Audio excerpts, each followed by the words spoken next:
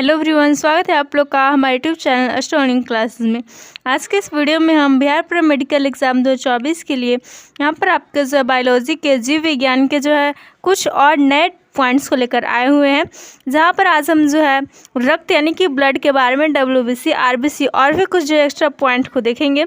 तो वीडियो को अंत तक ज़रूर देखें और चैनल पर नए हैं तो चैनल को ज़रूर सब्सक्राइब कर दें। तो स्टार्ट करते हैं हम लोग अपना आज का वीडियो। यहाँ पर फर्स्ट क्वेश्चन हमारा दिया हुआ है, कौन सा अंग रक्त में ग्लूकोज की मात्रा नियमित बनाए रखता है। तो यह हो जाएगा हमारा यकृत जो होता है वह जो है रक्त में ग्लूकोज की मात्रा को नियमित बनाए रखता है। नेक्स्ट क्वेश्चन यहाँ पर पूछा जा रहा है, पित्त का पीएच मान कितना हो जाता है। तो पित्त का जो पीएच मान हो जाता है वो हो जाता है हमारा 7.7। अगला यहाँ पर क्वेश्चन है, कौन सा हार्मोन अग्नाशय को उत्तेजित कर अग्नाशयी रस का स्रवण नियंत्रित करता है। तो हमारा जो सिक्रिटिन नामक हार्मोन होता है जो कि अग्नाशय को जो है उत्तेजित कर अग्नाशयी रस का स्रवण नियंत्रित करता है। नेक्स्ट क्वेश्चन है हमारा, पेप्टोन तथा शेष बचे प्रोटीन की अमीनो अम्लों में परिवर्तन कौन सा एंजाइम करता है। तो पेप्टोन तथा शेष बचे प्रोटीन के अमीनो अम्लों में जो परिवर्तन है यह ट्रिप्सिन एंजाइम करता है। नेक्स्ट क्वेश्चन हमारा, इंसुलिन का स्रवण कहाँ से होता है। यानी कि इंसुलिन हमारा जो कहाँ से निकलता है। तो इंसुलिन का स्रवण जो होता है लैंगरहंस की दीपिका से होता है। और यहाँ पर एक्स्ट्रा बताया जा रहा है कि जो लैंगरहंस की दीपिका है अग्नाशय यानी कि पैंक्रियास में स्थित ऊतकों का एक समूह होता है जो कि इंसुलिन नामक हार्मोन का आंतरिक स्राव करती है। और जो इंसुलिन हार्मोन जो हमारा हार्मोन होती है यह जो है मधुमेह के रोगियों के लिए जो है आवश्यक होती है, क्योंकि उनमें जो इंसुलिन की कमी हो जाती है। नेक्स्ट यहाँ पर क्वेश्चन में, रक्त के शर्करा की मात्रा को कौन सा हार्मोन नियंत्रित करता है। तो ये होता है कि रक्त में जो शर्करा की मात्रा है इसको जो है यहाँ पर जो है दिया हुआ है, रक्त में शर्करा की मात्रा का नियंत्रण जो वह इंसुलिन नामक हार्मोन करता है। और जब इंसुलिन हार्मोन की जो शरीर में कमी हो जाती है तो क्या होता है, रक्त में जो शर्करा की मात्रा बढ़ जाती है, जिसके कारण जो आप लोग का मधुमेह जो डायबिटीज़ बीमारी है वह जो है हो जाती है। तो उन मरीजों को इंसुलिन का जो है वह सुई दिया जाता है ताकि शर्करा की मात्रा जो है नियंत्रित हो सके। नेक्स्ट क्वेश्चन यहाँ पर हमारा, इंसुलिन की खोज किन्होंने की। तो इंसुलिन की खोज जो है बैटिंग तथा बेस्ट ने की थी। नेक्स्ट क्वेश्चन है, कौन सा हार्मोन ग्लूकोज के उपापचय का नियमन करता है तथा आरएनए के संश्लेषण को प्रेरित करता है। तो हमारा जो इंसुलिन हार्मोन होता है ग्लूकोज के उपापचय का नियमन करता है और आरएनए के संश्लेषण को प्रेरित करता है। नेक्स्ट क्वेश्चन हमारा, भोजन का अवशोषण कहाँ होता है। तो भोजन का जो है पाचन हमारा मुख से शुरू होने के बाद जो अवशोषण यानी कि ऑब्जर्वेशन की क्रिया होती है, जहाँ पर जो हमारे भिन्न पोषक पदार्थों का अवशोषण हो जाता है तो वो होता है छोटी आंत में। ओके। नेक्स्ट क्वेश्चन हमारा, वह कौन सी व्याधि है जिसमें इंसुलिन की कमी से रक्त में शर्करा की मात्रा बढ़ जाती है। तो इंसुलिन की कमी से रक्त में शर्करा की बढ़ जाती है, हमारा जो मधुमेह रोग हो जाता है, डायबिटीज़ हो जाता है। ओके। नेक्स्ट क्वेश्चन है, शरीर में अतिरिक्त ग्लूकोज ग्लाइकोजन में परिवर्तित होकर कहाँ भंडारित रहता है। जो अतिरिक्त ग्लूकोज हो जाता है एक्स्ट्रा में जो वह ग्लाइकोजन में परिवर्तित होकर यकृत में जो है भंडारित रहता है, जो है जब इसका जो ज़रूरत होता है तो यह जो है ग्लाइकोजन ग्लूकोज के रूप में जो बदल करके पूर्ति करता है। अगला क्वेश्चन हमारा, पाचन क्रिया में कौन सा तत्व अमीनो अम्ल में बदल जाता है। जो पाचन क्रिया में हमारा प्रोटीन होता है वह अमीनो अम्ल में बदल जाता है पाचन क्रिया के दौरान। अगला क्वेश्चन हमारा, वह कौन सा अंग है जो मानव शरीर में ग्लाइकोजन के रूप में कार्बोहाइड्रेट को जमा करता है। तो यह जो है यकृत हमारा जो एक शरीर का अंग है जो कि ग्लाइकोजन के रूप में कार्बोहाइड्रेट को जमा करता है। अगला क्वेश्चन हमारा, रक्त परिसंचरण तंत्र की खोज किसने की थी। जो ब्लड सर्कुलेशन जो सिस्टम है इसकी खोज किसने की थी। तो इसकी खोज विलियम हार्वे ने की थी। अगला क्वेश्चन है, मानव हृदय कितने कक्षों में बटा होता है। तो मानव हृदय जो है वह 4 कक्षों में 4 चैम्बर में बटा होता है। इसके अलावा जो हमने मछली की बात की थी तो मछली में जो हृदय होता है वह 2 चैम्बर में बटा रहता है, मेढक में 3 और यहाँ पर मनुष्य में 4 हो जाते हैं। ये हमने जो पिछले वीडियो में भी आप लोग को बताया था। अगला यहाँ पर क्वेश्चन है, रक्त परिसंचरण का केंद्रीय पंपिंग स्टेशन कौन सा अंग होता है। तो हमारा जो हृदय हो जाता है, रक्त परिसंचरण की बात करें तो जो दाहिने आलिंद से दाहिने नीले में जाती है रक्त, फिर बाएं आलिंद से बाएं नीले में जाती है।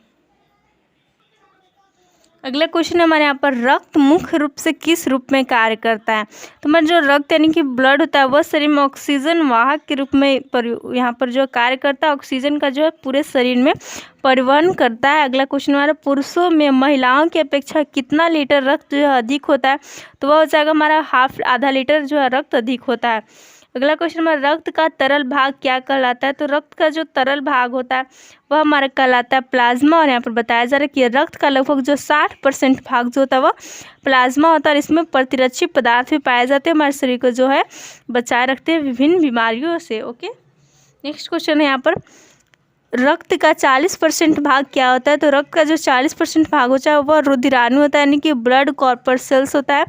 और यहाँ पर नेक्स्ट पूछा जाना में लाल रक्त कणिकाएं यानी कि आरबीसी रेड ब्लड सेल्स यहाँ पर कहा जाता है कॉर्पस्कल्स, ये किन में पाई जाती है, तो आरबीसी जो है वह जंतुओं में पाई जाती है। और अगर इसकी बात करें कि आरबीसी का जो निर्माण कहाँ होता है, तो आरबीसी का निर्माण जो है वह अस्थि मज्जा में होता है, यानी कि जो बोन मैरो में हो जाता है आरबीसी का निर्माण। और नेक्स्ट यहाँ पर पॉइंट एक्स्ट्रा में दिया हुआ है कि आरबीसी की जो मृत्यु है पलिया में होती है, इसलिए पलिया को आरबीसी का जो है कब्र कहा जाता है। पलिया यानी कि स्प्लीन जो है इसे हम लोग इंग्लिश में कहते हैं।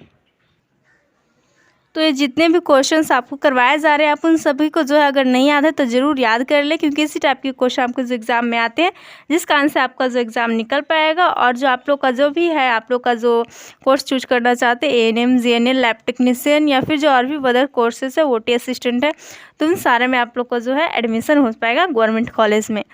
तो हम लोग अब आगे चलते हैं। अगला क्वेश्चन यहाँ पर दिया हुआ है हृदय का पहला प्रत्यारोपण किसके द्वारा किया गया था, तो हृदय का जो पहला प्रत्यारोपण है डॉक्टर क्रिश्चियन बर्नार्ड यानी कि दक्षिण अफ्रीका के एक चिकित्सक है, इनके द्वारा जो हार्ट है इसका पहला प्रत्यारोपण किया गया था, यानी किसी जो है मनुष्य में इसको जो है हार्ट को दूसरा को लगाया गया था।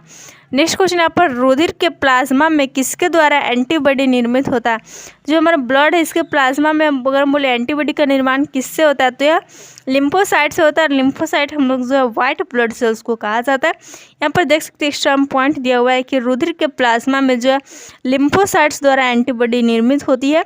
और लिम्फोसाइट छोटे श्वेत रुधिरानी है, अभी हमने बात की WBC होते हैं, परंतु इनका केंद्रक जो बड़ा और गोल होता है।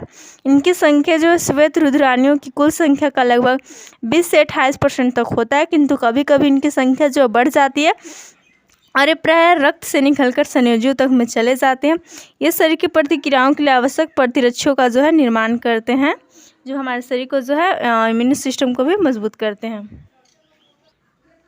अगला क्वेश्चन हमारे यहाँ पर मानव के श्वेत रक्त कणों WBC का व्यास कितना हो जाता है, तो WBC का जो व्यास होता है हमारा डायमीटर हो जाता है 0.007 मिलीमीटर लगभग में।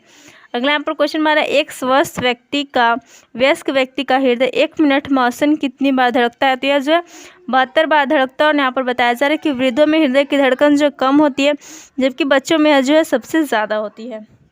अगला क्वेश्चन हमारा किनकी भित्तियों पर रक्त द्वारा डाले गए दबाव को रक्तदाब यानी कि ब्लड प्रेशर कहते हैं, तो धमनी पर जो है डाले गए दबाव को हम लोग जो है ब्लड प्रेशर कहते हैं। अगला क्वेश्चन हमारा जार्विक 7 क्या है, तो यह जो है एक कृत्रिम हृदय है, आर्टिफिशियल हार्ट है। अगला क्वेश्चन है यहाँ पर हमारा शरीर की विशालतम धमनी जो है वो कौन सी है, तो विशालतम धमनी जो है वो एरोटा है। अगला क्वेश्चन यहाँ पर हमारा लाल रक्त कणिकाओं यानी कि जो RBC होता है इसका रंग लाल किसके कारण जो होता है, तो इसका रंग जो लाल होता है वो किसके कारण होता है, तो वो हो जाता है हीमोग्लोबिन के कारण। अगला क्वेश्चन हमारा किसे ल्यूकोसाइट के नाम से भी जाना जाता है, यहाँ पर जो WBC को जो वाइट ब्लड सेल्स को जो है ल्यूकोसाइट के नाम से जाना जाता है। और आपका जो लिम्फोसाइट होता है जो कि हमने जो ऊपर की वीडियो में देखा वहाँ पर जो लिम्फोसाइट जो है WBC को नहीं कहा जाता है, ये जो वहाँ पर थोड़ा कन्फ्यूज़न हो गया था। आपका जो ल्यूकोसाइट है इसे जो है WBC के नाम से जाना जाता है। और जो आपका RBC होता है ना, RBC को जो है वह इरिथ्रोसाइट के नाम से भी जाना जाता है। ओके,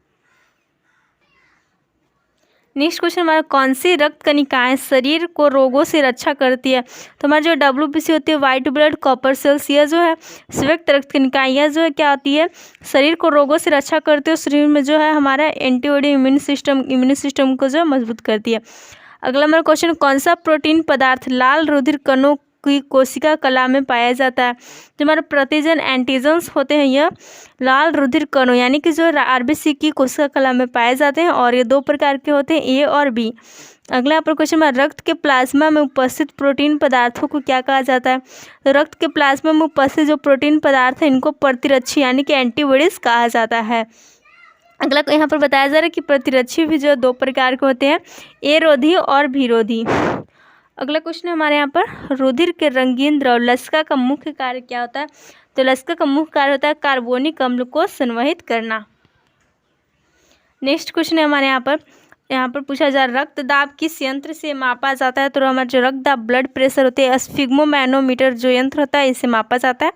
यहाँ पर बताया जा रहा है, रक्त जितने दबाव के साथ हृदय द्वारा धमनियों में प्रवाहित होता है उसे हम लोग जो रक्त दाब कहते हैं। अगले यहाँ पर पूछा जा रहा है कि जो रुधिर वर्ग है यानी कि ब्लड ग्रुप की खोज किसने की थी? तो इसकी खोज की थी लैंडस्टीनर ने की थी और इसको जो 4 वर्गों में बांटा गया है। यहाँ पर जो ब्लड ग्रुप ए हो जाता है, ग्रुप बी हो जाता है, ग्रुप ए बी और ग्रुप ओ।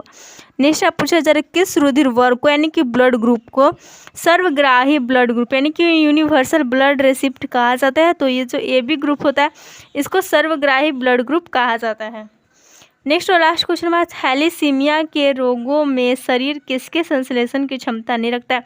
जो थैलेसीमिया एक रोग है इसमें क्या होता है, शरीर में जो हीमोग्लोबिन में जो संश्लेषण है वह निर्माण की जो क्षमता नहीं होती है और जो थैलेसीमिया आपका क्या एक आनुवांशिक रोग हो जाता है। ओके, इसके अलावा जो हीमोफीलिया ये भी होते हैं जो कि आपका जो आनुवांशिक रोग हो जाता है। तो यहाँ पर हमने जो है अपने बायोलॉजी के जो ब्लड ग्रुप को देखा, इसके अलावा RBC WBC के बारे में भी देखा और समझा। तो आप लोगों को वीडियो पसंद है तो वीडियो को लाइक करें, दोस्तों के साथ शेयर करें और फिर ऐसे वीडियोज़ के लिए हमारे चैनल को जरूर सब्सक्राइब कर लें। वीडियो को देखने के लिए धन्यवाद। Thanks for watching.